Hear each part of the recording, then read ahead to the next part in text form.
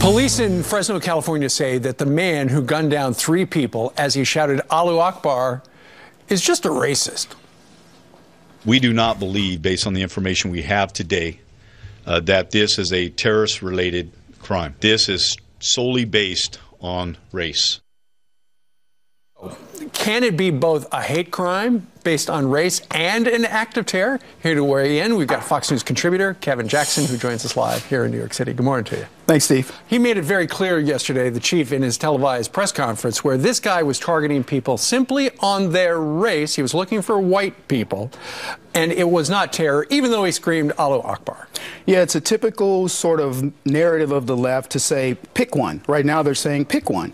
You can't have terror and you can't have race at the same time, when in fact, that's exactly what it was. And I think it's a trick, if you will, of the left to say that if we force you to pick one over the other, in this particular case, we're sort of favoring the idea that Islam is the religion of peace. You can't form the narrative that Islam is the religion of peace if people like him are going out and targeting the infidel. So in this case, killing 3 white guys, let's make it a race crime. When has the left ever said, let's make something of this sort a hate crime? Well, his father apparently told the LA Times, the shooter, that his son believed there was a race war in the United States.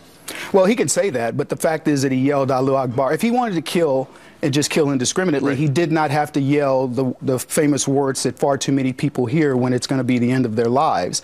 And we've certainly associated that with crime for the nation, for Islam.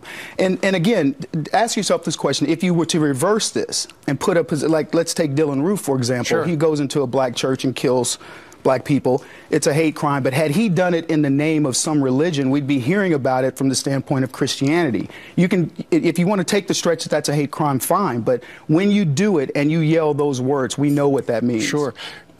It always is the case. After somebody does something like this, they start looking at their social media.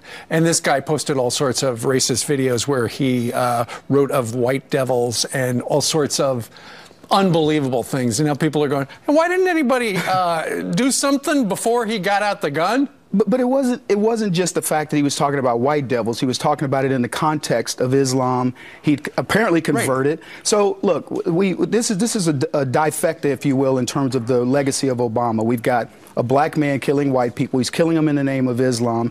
And the only thing, quite frankly, missing from this equation, and I'm glad it didn't happen, was had he targeted law enforcement, because that would have been the trifecta of this.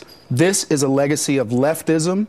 And unfortunately, I'm going to tell you, we're going to see more of it. All right. Kevin Jackson joined us live today. I don't think I'm supposed to say he's on Outnumbered later today. There's just a possibility he might be there. Maybe. All right. Thank you, sir. All right. Coming up, the New York Times tried to take a dig at President Trump.